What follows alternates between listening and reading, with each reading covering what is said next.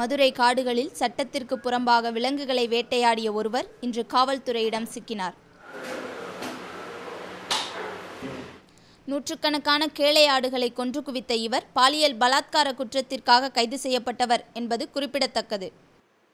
பெண்ணை மானபங்கப்படுத்திய வழக்கில் நம்ம கைது செஞ்சு அவரை விசாரிக்கும் போது அவற்றிலிருந்து 2 SBML அதாவது நாட்டு துப்பாக்கி 2 கைப்பற்றியிருக்கிறோம்.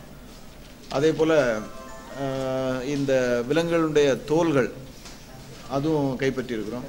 அதில் அவர் மேலே ஆர்ம்ஸ் ஆக்ட் மற்றும் வனவிலங்கு பாதுகாப்பு சட்டத்தின் கீழ் வழக்கு பதிவு செய்யப்பட்டிருக்கின்றது.